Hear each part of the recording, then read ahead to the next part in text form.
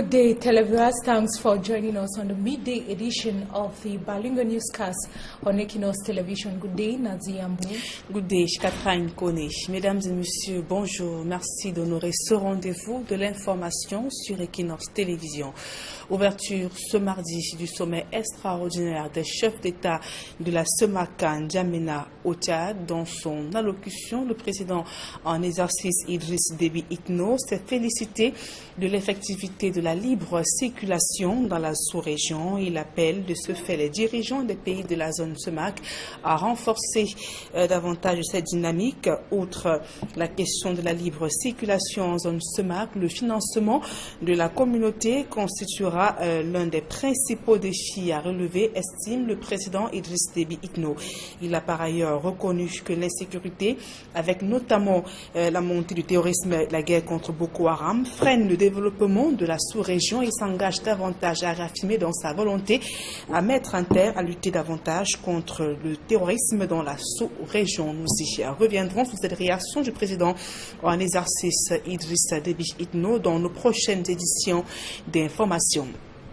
Et pour les économistes, l'ouverture des frontières par les pays de la sous-région Afrique centrale aura un impact positif sur le développement économique de la sous-région. Cependant, selon les économistes, seule l'harmonisation des politiques d'investissement de ces pays va favoriser l'atteinte de l'objectif. Sylvestre Zangao et François Djikoumé.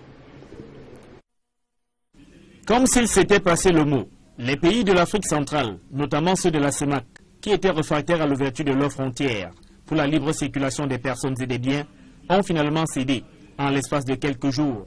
Une bonne décision qui va favoriser le développement économique de la sous-région, affirment des économistes. Absolument, c'est une avancée, surtout que la sous-région CEMAC reste la dernière en termes de réformes mises en place, en termes de taux de commerce intra-régional. Vous le savez, on est à moins de 5% de commerce intra-régional, à la différence des sous-régions de l'Afrique de l'Ouest et de l'Afrique de l'Est, qui depuis bien longtemps déjà connaissent une libre circulation du facteur travail dans leur zone économique. Il s'agit de favoriser la mobilité spatiale de tous les facteurs de production dans l'optique permettre aux personnes les plus compétentes de trouver de l'emploi dans les bassins d'emploi les plus dynamiques.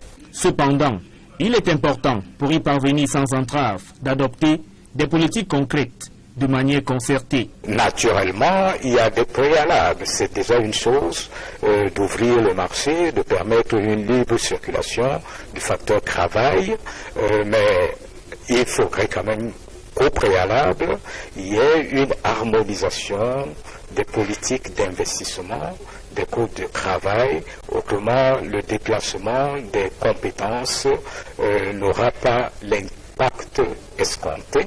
Il faut encore empêcher qu'il y ait une différenciation dans le traitement et des personnes et des entreprises qui, au lendemain de cette ouverture des frontières, vont se déployer d'un point à l'autre de la sous-région. Pour les économistes, les pays de l'Afrique centrale ont donc désormais l'occasion d'accroître leurs échanges commerciaux et donc de booster leur développement économique.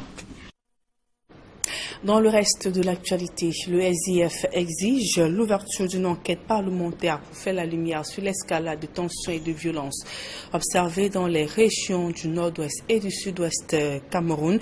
Le principal parti de l'opposition compte également traduire en justice certains membres du gouvernement considérés comme les responsables aux yeux de la répression survenue dans ces régions du Cameroun. Et pour ce qui est du débat autour de la forme de l'État, le SIF préconise le fédéralisme à 2 États. C'est du moins ce qui ressort des travaux du NEC tenus ce week-end à Bamenda, dans la région du nord-ouest Cameroun. Donald Anouzoa et Séverin Tchoubang.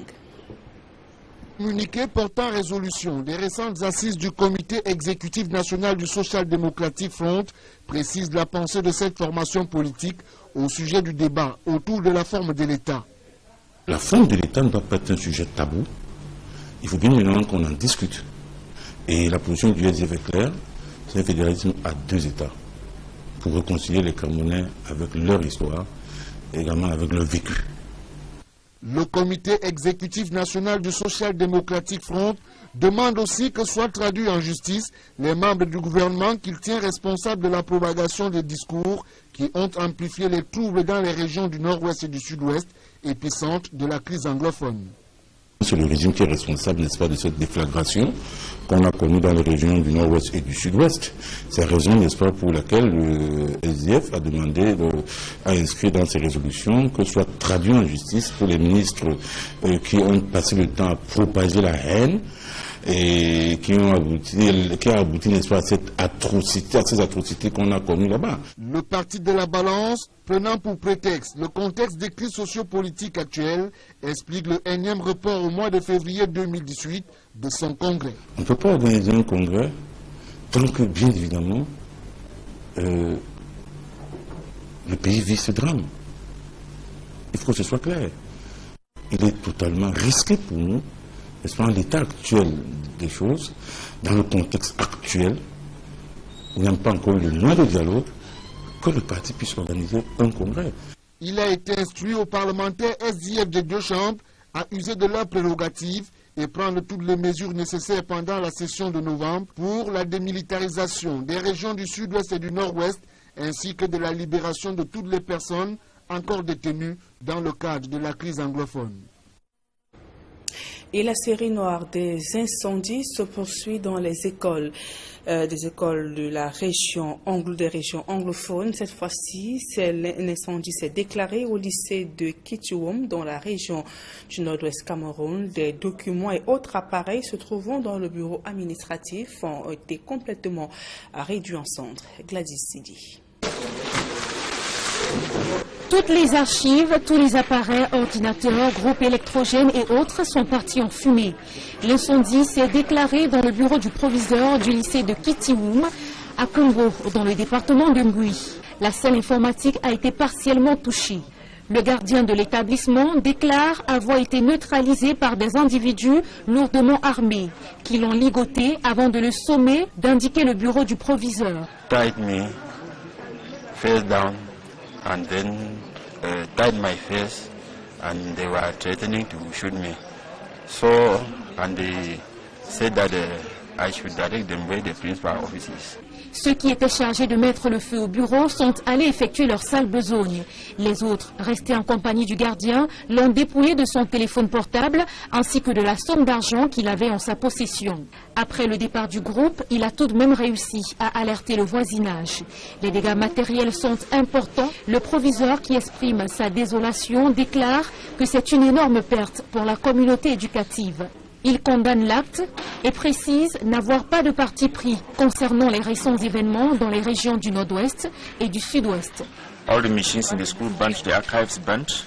You've seen the huge destruction that has been done, and I think it is not a loss for the principal. I think it's a loss for the whole community. It actually beats my imagination that people want to take over a country and they use fire. It's actually a shame. It's a pity. Depuis le début de la crise anglophone, il y a 20 ans, plusieurs écoles ont été la cible des sans-foi-ni-loi.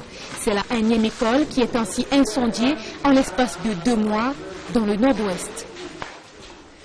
Dans le reste de l'actualité, c'est une nouvelle date qui vient d'être dévoilée pour l'arrivée des ordinateurs promis aux étudiants camerounais. Le ministre de l'Enseignement supérieur annonce la distribution des premiers ordinateurs dès novembre 2017. Jacques Ndongo va plus loin et déclare que la promotion estudiantine 2017-2018 est prise en compte plus d'un an après la promesse présidentielle.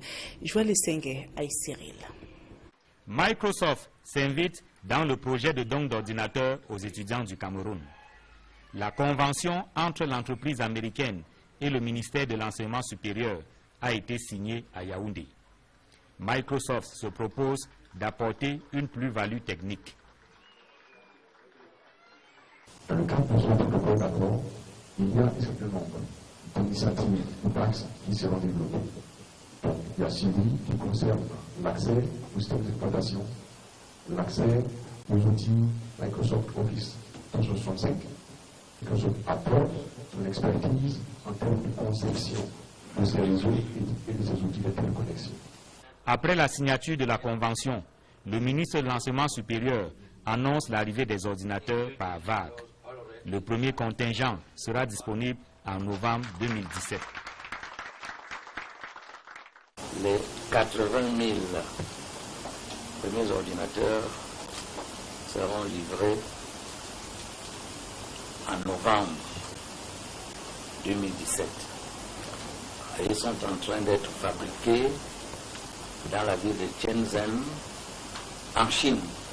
500 000 ordinateurs au total sont attendus.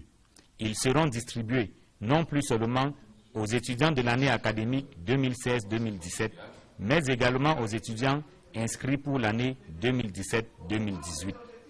Ces ordinateurs étaient destinés exclusivement aux étudiants inscrits en 2016-2017.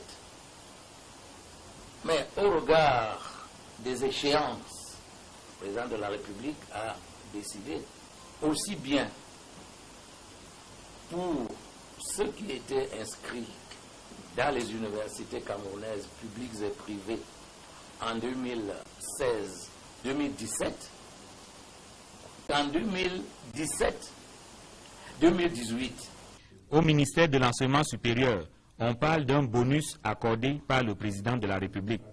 Mais on évite de dire combien d'ordinateurs seront ajoutés sur les 500 000 attendus.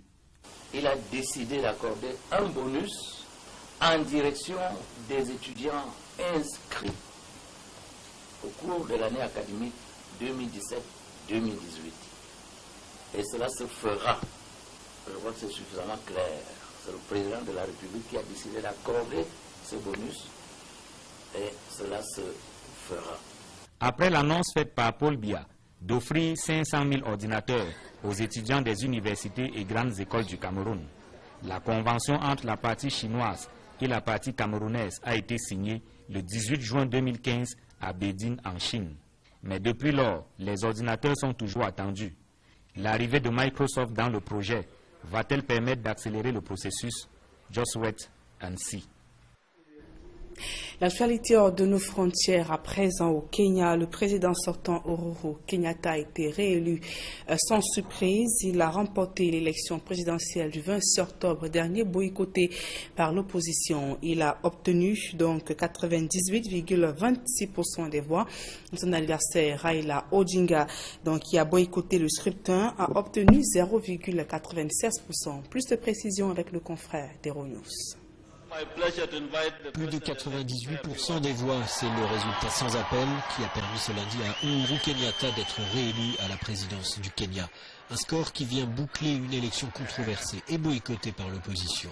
Seuls 7,5 millions d'électeurs sur 20 millions d'inscrits ont porté leur voix sur le président sortant. J'espère que c'est la dernière fois, a-t-il plaisanté après l'annonce des résultats. L'élection avait en fait déjà eu lieu en août, mais elle avait été invalidée pour vice de procédure. L'opposition, emmenée par Raila Odinga, a considéré que les conditions démocratiques n'étaient toujours pas réunies et a rejeté ce nouveau scrutin. Dès lors, des violences politiques et ethniques sont à craindre. Déjà depuis cet été, une cinquantaine de personnes sont mortes, la plupart sous les balles de la police, qui a réprimé avec force toutes les manifestations. Des heurts ont eu lieu toute la journée ce lundi, notamment à Nairobi et à Kisumu. Uhuru Kenyatta a dit, après l'annonce de sa victoire, s'attendre à un recours en justice et promis qu'il en respecterait le résultat. Mais il a aussi dit que son score à la présidentielle était une nouvelle confirmation de la volonté du peuple. Un public reportage, l'association Ici et Là, dont le souci d'aider les personnes malvoyantes et non-voyantes, met à leur disposition la Blind Key. La Blind Key, c'est tout simplement une clé USB contenant plusieurs programmes audio facilitant l'utilisation de l'outil informatique. Les modalités d'utilisation de la Blind Key, c'est dans ce reportage. La Blind Key permet à la personne aveugle ou malvoyante de voir autrement grâce à l'outil informatique. Elle se présente comme une clé USB ordinaire. sauf qu'elle contient des logiciels NVDA qui permettent d'activer une synthèse vocale. La Blind Key est une clé USB normale que vous utilisez tous les jours, dans laquelle on insère un ensemble de programmes portables. Donc portable, c'est-à-dire qui est activé depuis un support amovible, soit clé USB, soit disque ou disque dur. Donc après avoir ajouté cet ensemble de programmes dans cette clé USB, quand vous la connectez sur n'importe quel ordinateur sous système Windows, dès son activation, il y a déjà la synthèse vocale NVDA qui est lancée. Vous avez également dans la Blind Key un ensemble de logiciels accessibles aux personnes aveugles. Avec la Blind Key, les personnes aveugles peuvent accéder à n'importe quel ordinateur et ce, sans assistance. Dans la rubrique Internet, vous retrouvez par exemple le navigateur Internet tel Firefox. Vous avez également TWO qui est un programme qui rend accessible Twitter pour les personnes aveugles. Vous avez des programmes, des groupes tels que Multimédia où vous trouvez des lecteurs tels que MPCH qui est un lecteur accessible pour les personnes aveugles. Vous avez également le programme CEDEX, CDEX qui permet d'extraire des pistes d'un CD audio pour les copier dans un ordinateur. Vous avez également des rubriques telles que le bureautique, utilitaire également, dans lesquels vous trouverez des programmes. Et pour les activer, ces programmes également, il suffit juste d'appuyer sur la touche Entrée de votre ordinateur et ces programmes se lanceront automatiquement. Et la synthèse vocale sera active jusqu'à ce que vous décidez de l'arrêter. La Blind Key est un projet de collecte, de formation et de distribution des supports amovibles USB au profit des personnes atteintes de déficience visuelle dans la ville de Douala et d'ailleurs. Le projet vise à leur offrir des connaissances pratiques à l'utilisation de l'outil informatique en vue de faciliter leur insertion dans la société au travers des technologies de l'information et de la communication. La Blind Key, c'est une initiative très louable. Nous sommes très contents pour ce projet parce que le monde de maintenant, c'est où le numérique est à la une. Nous, les affaires sociales, nous qui encadrons cette cible qui est la personne handicapée, nous leur avons dit tout à l'heure de se rapprocher de nous parce que nous allons leur donner d'autres associations qui ne connaissent peut-être pas de personnes malvoyantes qui voudront se former afin que tous les malvoyants bénéficient de cette clé qu'on appelle la Blind Key. Malgré leur handicap, malgré le fait qu'ils ne voient pas, ils ont fait le pas en avant vers le monde communicationnel. Et je crois que cette association est à féliciter. Son initiative est louable, elle est humanitaire. Arrivés en fin de formation, plusieurs formateurs ont reçu leur parchemin. Il leur revient maintenant de transmettre leurs connaissances dans leurs différentes associations. L'accessibilité numérique était jusqu'ici un défi majeur dans le quotidien de la personne aveugle au Cameroun. Aujourd'hui, avec la Blind Key, les personnes aveugles et malvoyantes ont la possibilité de voir autrement. À présent, à la deuxième partie de ce journal avec vous, Catherine Koni. Thank you, Nadine Yambu. Thank you, televiewers, for staying with us on the second part of the Balingo Newscast on Equinos Television. Chadian President and current chairman of the CEMAC, the Economic and Monetary Committee of Central Africa, has urged member countries to quickly implement the resolution to allow free movement of goods and persons in the sub-region. Idris Deby Inu says his country is already or has started respecting the measures, adding that several immigrants have entered Chad with visa. He was speaking during the opening ceremony of the Extraordinary Summit. We shall be bringing you more details in the course of our newscast. Meantime, the Principal's Office, Archives and a computer lab of GHS Kidiwum in Bui Division of the Northwest region of the country was set ablaze by men of the underworld. Security forces are yet to track down the hoodlums. Details with Innocent Aze. The perpetrators remain unknown as they are yet to be tracked down by security forces for setting fire on this section of GHS Kitiwum in the Bui division of the Northwest region at 11:30 p.m. Sunday. Enormous material damage was recorded. Important books, documents, a standby generator and other valuable items that were found in the principal's office were ravaged by the flames. A couple of desktop machines in the computer lab were burnt by the fire. God saved the lab from being entirely consumed. The principal of the school condemns the act, describing it as shameful. It's actually a shame. It's a pity. I think it is not a loss for the principal. I think it's a loss for the whole community, because I think that this is an institution which has been passing out quite a good number of students, and it is a pride of the village. He believes the act was committed by secessionists. Actually beats my imagination that people want to take over a country and they use fire. This is going to actually be an autocratic country, because in a democracy, you respect each other's opinion. I think that posterity holds people ransom. The night watchman recounted he couldn't help the situation because he was held at gunpoint and intimidated by the perpetrators who were in their numbers. I went to the kitchen where we always make fire to warm ourselves. As I was sitting there, I heard a noise that pushed the door. As I was coming out of the house, the people attacked me with guns, tied me, fell down, and then tied my face, and they were threatening to shoot me. They said that I should direct them where the principal office is. Then there were many of them, some came down to school, and they were trying to enter the office, but they did not succeed. They came back to me. His life was spared after the unidentified persons successfully carried out their operation. After they have finished the operation, they came and called the other people that they have finished, and they left, but they asked for the principal's number. They went with my identity card and all what they collected from me. He managed to free himself after the men had left to alert nearby residents about the fire incident, who struggled to put out the flames from ravaging the entire section of the school. Now in health, experts in hand surgery are stepping up efforts to increase efforts to improve healthcare as far as health problems affecting the hands are concerned. They are spearheading a one-week training in Douala intended to increase the limited number of hand specialists in Cameroon and Africa at large. Details with Babla Jonathan. Compression of a nerve that makes fingers to feel numb, injuries that result to fractures, ruptured ligaments and dislocation, irritation of the tendons are some of the hand and wrist health problems that affect many Cameroonians and Africans.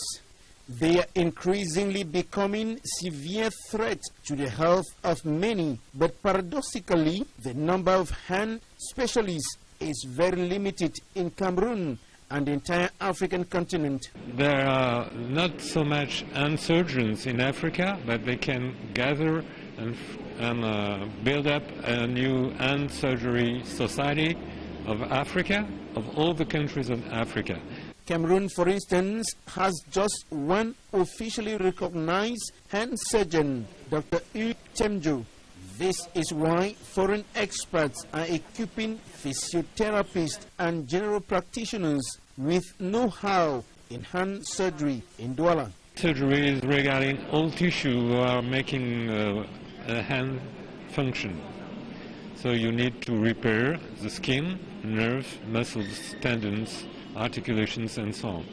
And if you want to have a good result, you have to have a rehabilitation, specialized rehabilitation.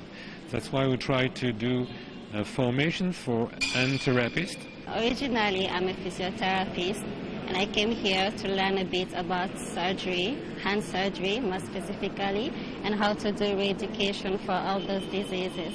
that affect the hands. It's very interesting because we get to do the theoretical part, we learn it, and then we get to practice right after that so that we consolidate our knowledge. So it's very easy to remember it. They are thus expected to enhance health care offered to persons suffering from hand infections, diseases, injuries, or disorders in Cameroon. Updating the technical aspect of health institution, reduce maternal rate and other health hazards are some of the challenges awaiting Bakari Alhaji as he takes into function as the new health delegate for Adamawa region. Details with Jack Ekwekingi. Improving the health care of the inhabitants of the Adamawa region, reduce the rate of maternal death, organize regular vaccination campaigns, and improve on the technical plateau of the different health centers and hospitals.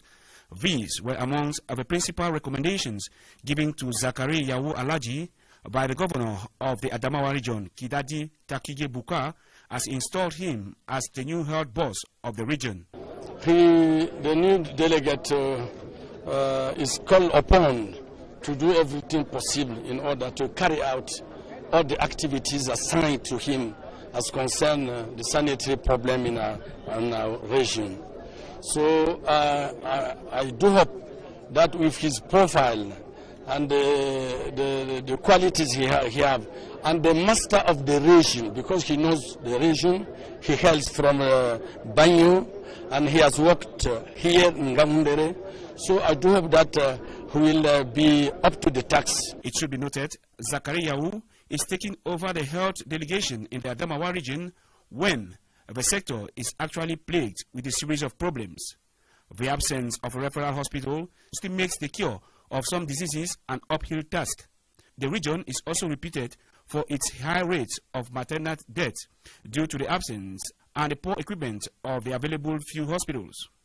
The region is also famous for the high prevalence rates of HIV and AIDS, problems which the seasoned medical doctor who has worked mostly in this part of the country is very cognizant with.